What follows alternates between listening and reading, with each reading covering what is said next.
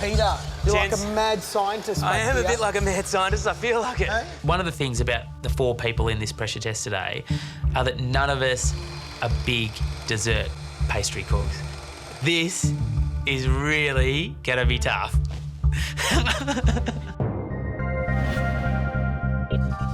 To make the macaroons, the first thing I need to do is sift my almond meal and icing sugar. After I've done that, I make a sugar syrup and I add the colouring or the flavour.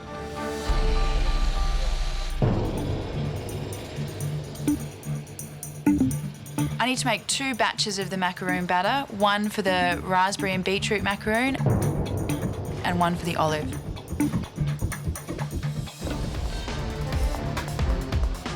To build the macaroon tower, I need 120 macaroons, 60 of each colour, but that means that I actually need to make 240 macaroon halves. I'm starting to rush now with the purple macaroons. I'm looking at the batter and it looks around about the same, but as I'm starting to pipe it out, I realise it's a little bit thicker, I think, than the pink ones. I'm not really sure that these purple ones are going to work out. Once the macaroon batter has been piped all on the baking tray, they need to rest for half an hour because it needs to form a nice layer of skin on top, because otherwise when you bake it, it won't get that lovely sort of smoothness, you know, that you see in a macaroon.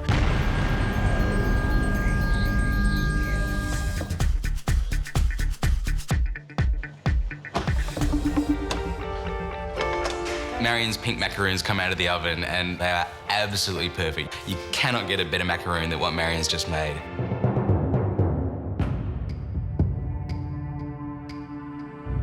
The purple ones then come out of the oven and I'm like, did she grab the wrong macaroons out of the oven or something? They are terrible.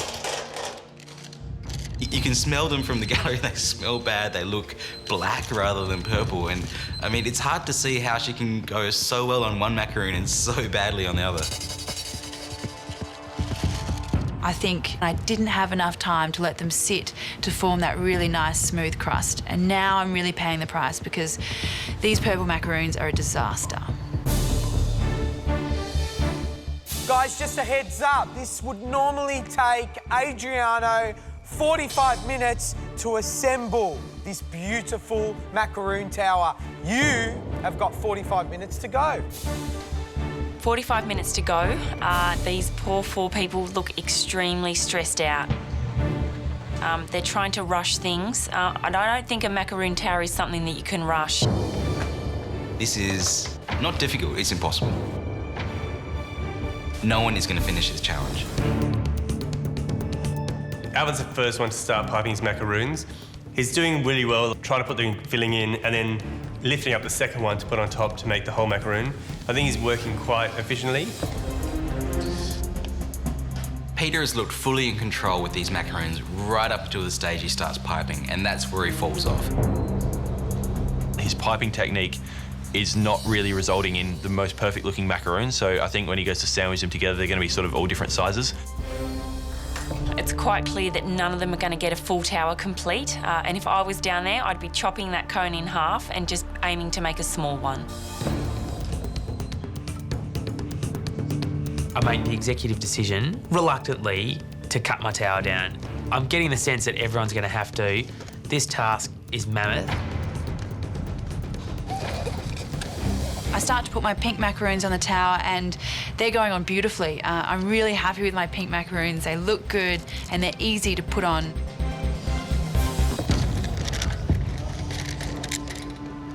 Purple macaroons, on the other hand, are like rocks. You can imagine trying to put a rock onto a toothpick. It just doesn't work.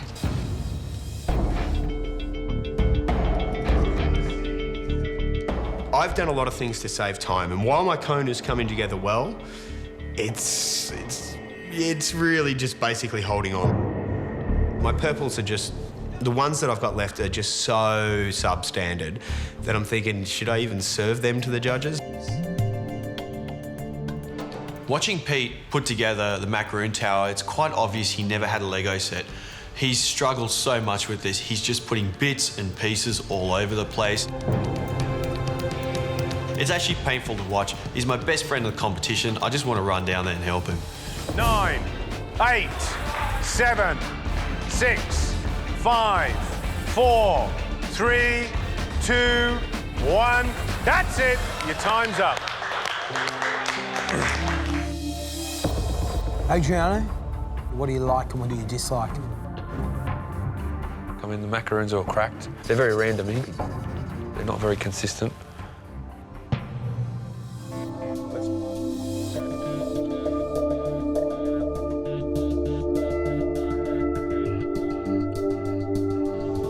On the positive, you know, he's got a little bit of a crust on there and he's got some juiciness on the inside.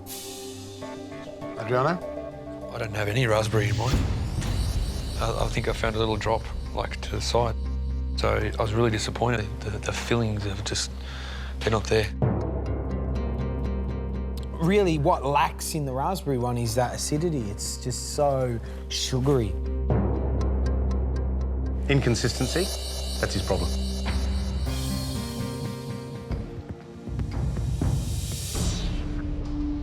Adriano, Alvin said that presentation was probably the weakest thing about his effort in the pressure test. How do you feel about the macaroon tower? The look doesn't cut it. Maybe the flavour might save him, I don't know.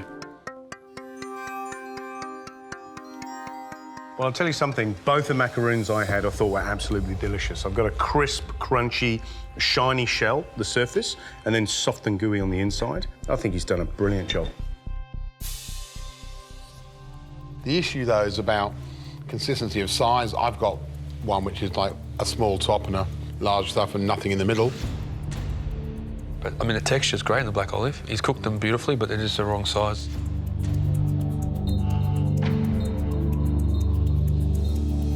Thank you. Thanks. Well, presentation. The olive macaroons look like they've been squashed into the cone.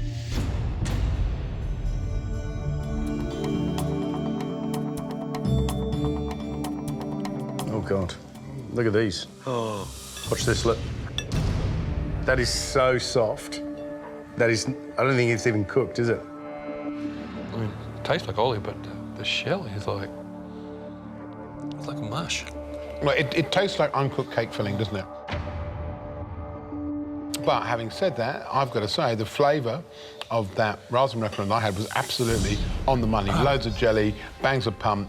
Flawless. That was flawless, that raspberry, the flavour. Look, it's good. It's moist, it's not dry. It's a good raspberry macaron. Yeah. You can never put a bet on who's going to win or lose in this competition. At the start of a challenge? Because those olive macaroons, they look pretty bad.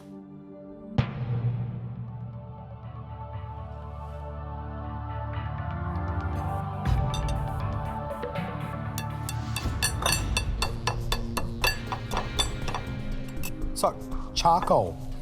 It's just dry. It's dry, it's dry, it's dry. I don't even want to taste it because I might take a tooth out.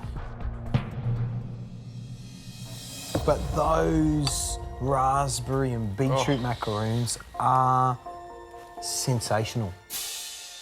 She worked like a machine today, like she was superb.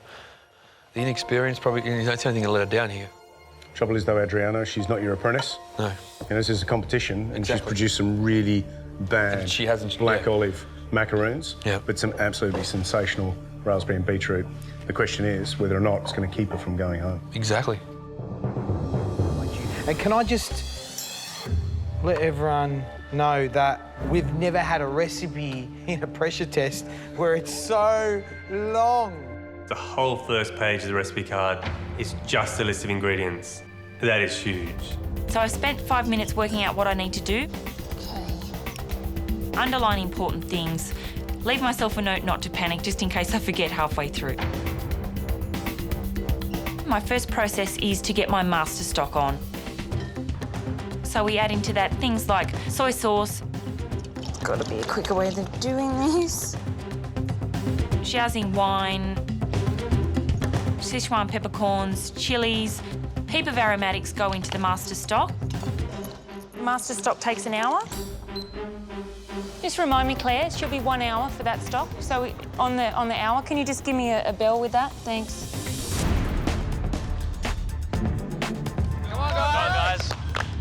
1.5 hours to go, and everyone's looking really even. Everyone's got their master stock done, and everyone's now working on their turnip cake.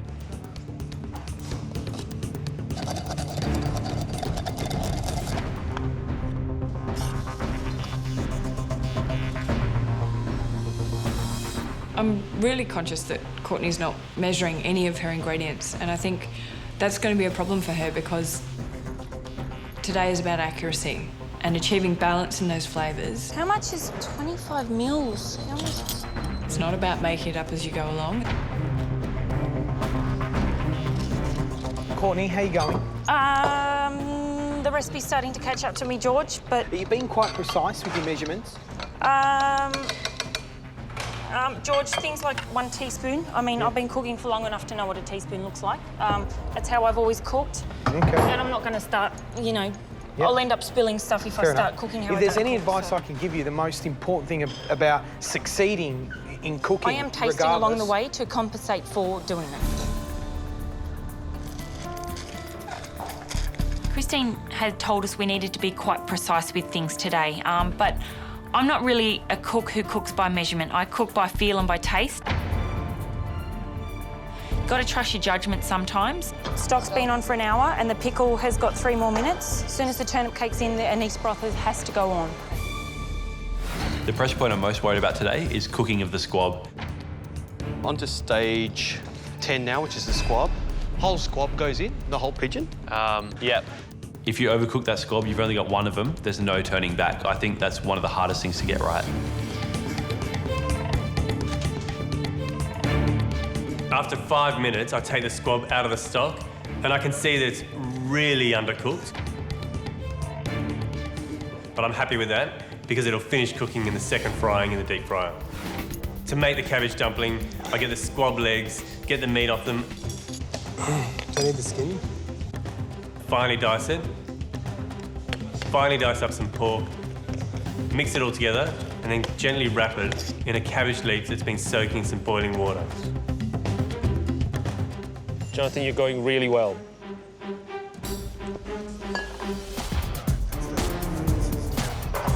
"25 minutes to go. I've pretty much got all the elements ready. 8 minutes of that. Let's do this. Next thing I think I've got to do is get the breast off the squab. I want these so they're ready to go, so I can just finish them off in the deep fryer.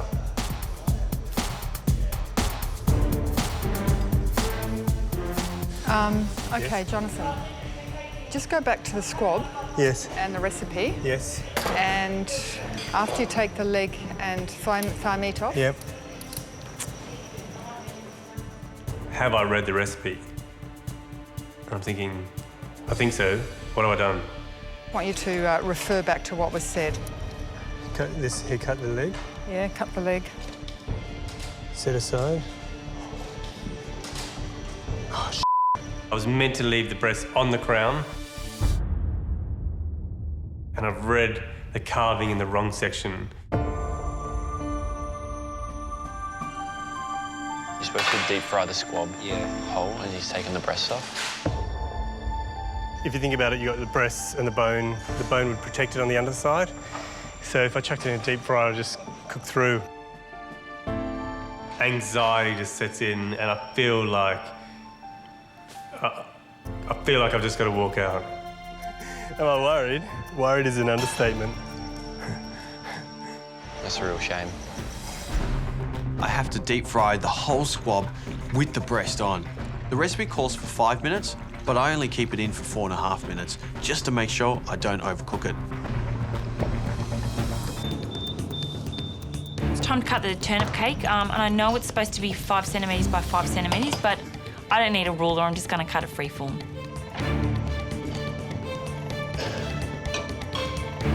I should be fine. She got plenty of time. 5 minutes to go, got to calm down.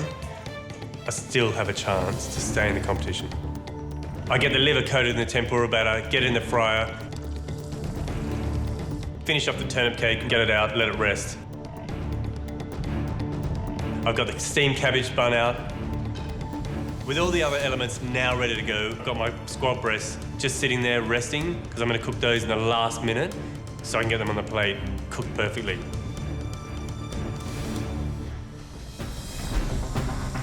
So to fix my error, I heat a pan up really hot, add a little oil, put the squab breasts in skin side down, and then just spoon the oil over the top so it cooks the meat on the underside. If he can get the same result as the deep frying that Jimmy and Courtney had done, he may be okay. 5, 4, 3, 2, 1. That's it. Well done. Well done. Great job. Christine, in comparison to your dish, is there anything that stands out on Jimmy's? He's got the turnip cake spot on. I think the cabbage and squab patty is probably a dumpling is just a little bit too large. My memory was that there was that lovely kind of plume of tempura on top of the squab breast, and that is that acceptable to you? That It's falling away a bit. I mean, you wouldn't serve that. You would really, have a go, do it again.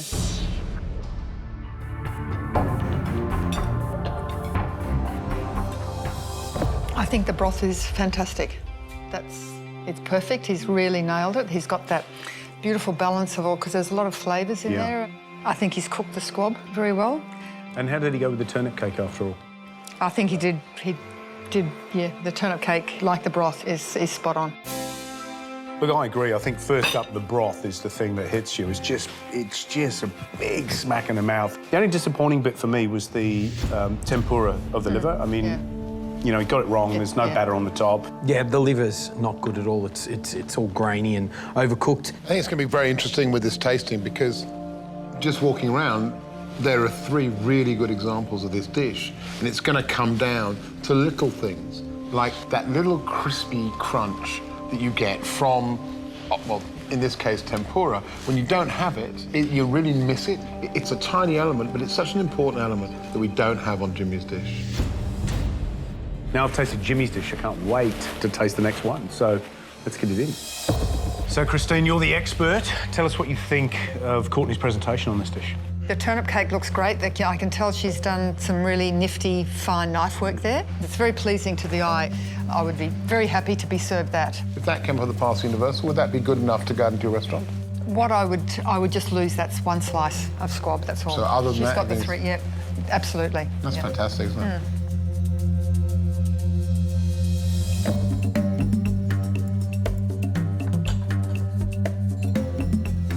How is that cabbage dumpling? I love it. Perfect, and the turnip cake, but I have to say the squab is cooked to perfection. Yeah. Absolutely, you can see it's rested, the juices have settled, it's perfectly pink, it's exactly as you would want to eat squab.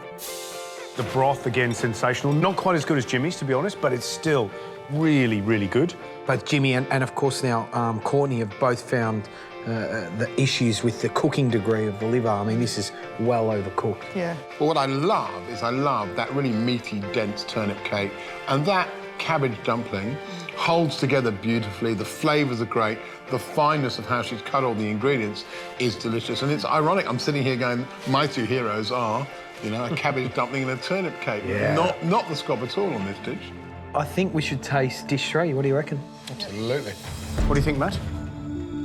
Yeah, look, it does look like the turnip cake's wearing a big green tam o' shanter, doesn't it? But, again, it looks generous. I like the way you've got a lot going on there. And I certainly don't think it's the sort of dish that you'd snipe at if you saw it coming out in a restaurant. All 3 dishes, in terms of their visual, you'd eat any single one. I mean, they look great.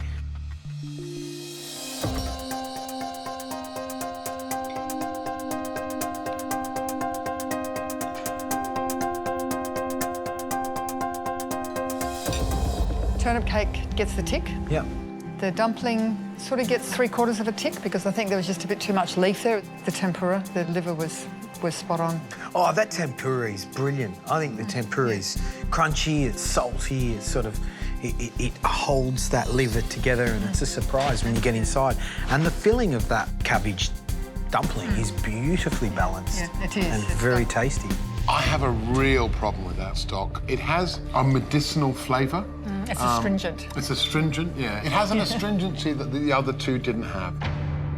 I find it a little bit over-salted. You know, maybe that's that's what I pick out in the stock. It just lacks that vibrancy, and I can't forgive him for the squab. It's just too rare. It really is. That squab for me is unacceptable. The fat hasn't rendered. It's undercooked. It's the old question, isn't it?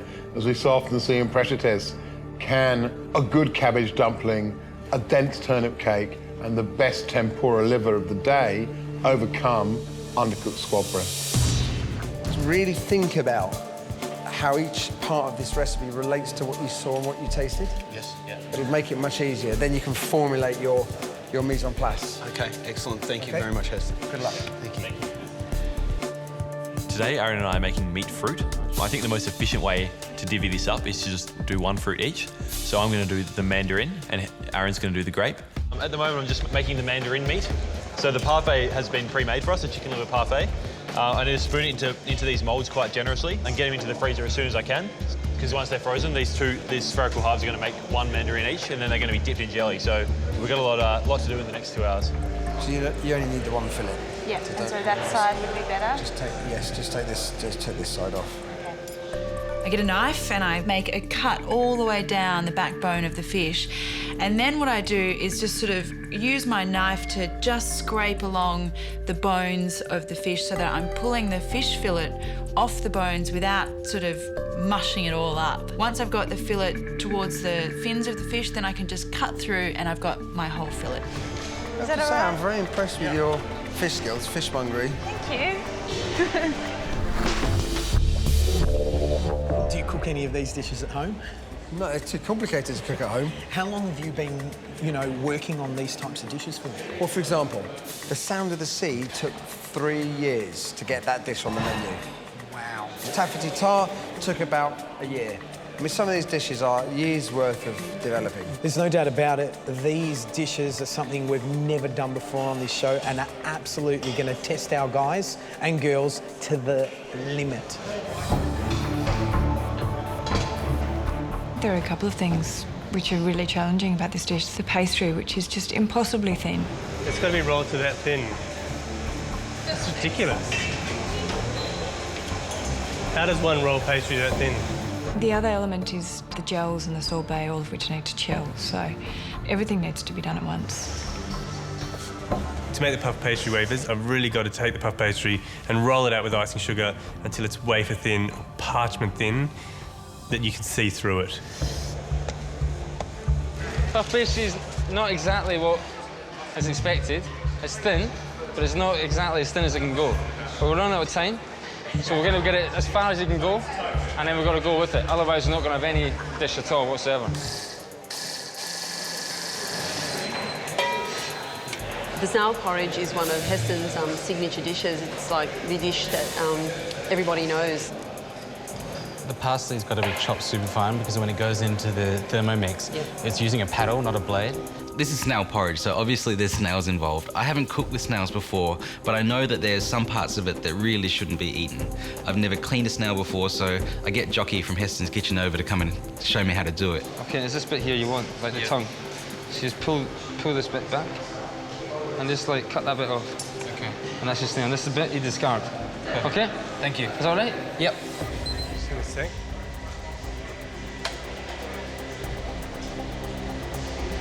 Oh, I think this might have burned. With 40 minutes to go, Jono pulls the pastry out of the oven. Behind, hot, hot, hot, hot. Like it's completely unusable.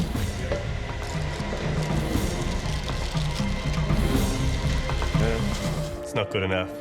It's very thick. You've burnt the outside and the inside's not done enough. Yeah. You've kind of got, see this bit here? That looks okay. You've got a little square you can use, but that's not good enough for the dessert. Have you got another one in? No, I don't. I've got to roll it out now. I would say I'd get cracking if I were you. I think mentally I don't have time to do it again, but I don't really have another choice. Adam, what's going on there? Is it the parsley butter? Parsley butter. You know, I've eaten this dish, Yeah. so I know, and recently, so I know how good it is, and I know how delicate and beautiful that snail porridge is. Yeah. And if that parsley butter's not right, disaster. Yeah. The parsley butter's been in the Thermomix for approximately 5 minutes. Adam decides to do a test run with the porridge. Looking good.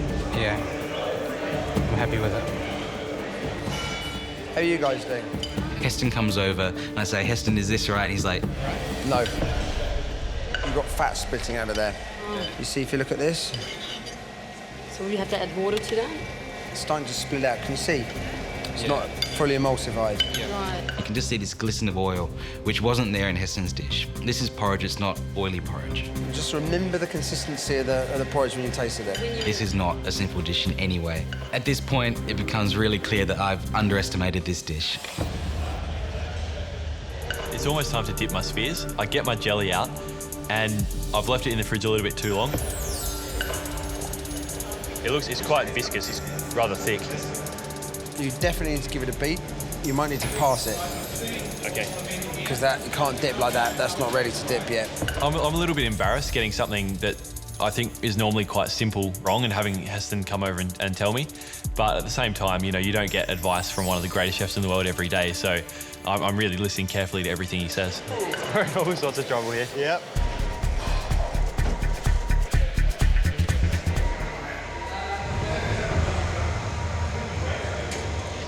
I forgot to put the bloody thing on.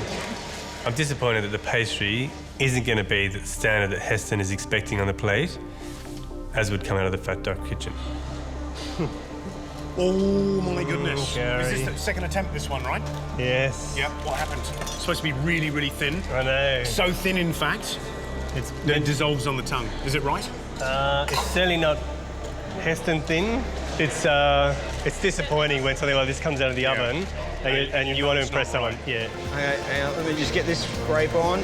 5, 4, 3, 2, 1. That's it. Time's up. Well done, guys.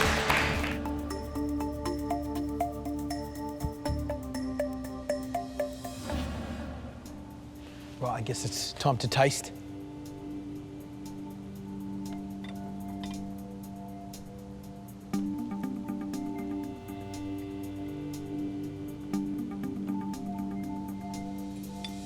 So looking at the mandarin first, I think the appearance is pretty good. For the first attempt, I think it's a damn fine job, I would say.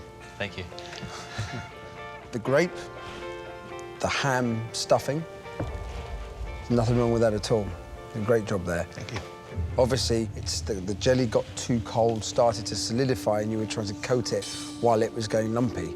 So that's why you've resulted in looks like a slight hybrid. Yeah. If I was him, I would never, ever let anyone like me touch his food again. And I think that he should actually go to my place, take his cookbook back, and just say, "You're not worthy."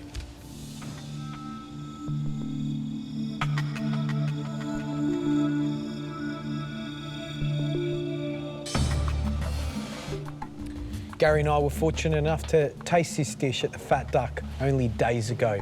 So it's going to be interesting to see where it fits.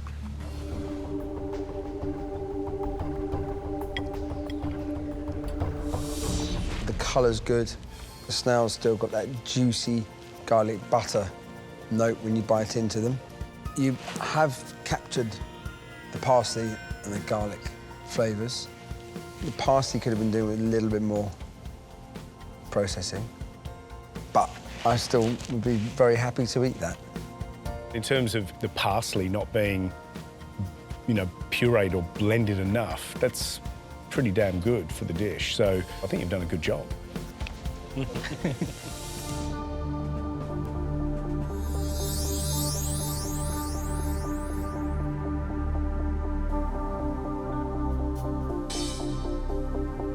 So let's go to the seaside. Love to.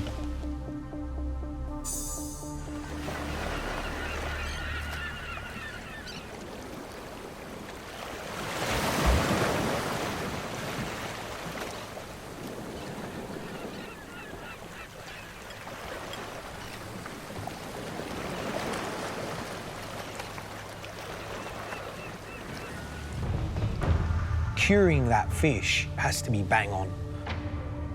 And for me, that piece of fish was beautiful. You guys nailed it. Congratulations. The big challenge with this dish is bringing everything together, as I said to you, and creating a balance. And I think you managed to do it. Well done. How does it feel to hear those comments from Heston? So amazing. I felt so sick before I came in here.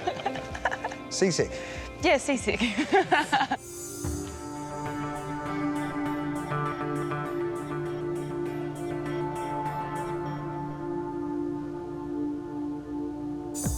Is that in this whole competition, I feel like I've been climbing Everest. And meeting Heston today and working with Heston, I've just hit the peak.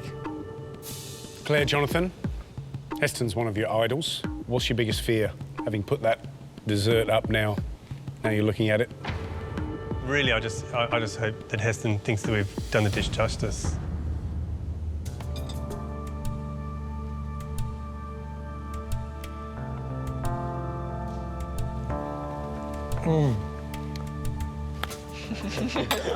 I've got to hand it to you that dish is the one that I would least like to be standing next to George trying to reproduce.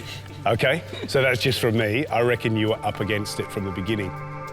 That pastry, it wasn't as thin as it should have been. It really is the key to the dish. And we spent months getting that right. Months. I wasn't going to tell you that at the beginning, because that would have sent you over the edge. I think we're both glad that you didn't. What you guys did to get something out to us today, I have to say I think it was nothing short of miraculous. I really thought that at one point you weren't going to have anything up there. As I was walking up to you, I saw that tray in your hand, the tray of pastry, and it was black, and I felt for you. But you pushed on. I think it's just fantastic. So you should be really proud of yourselves.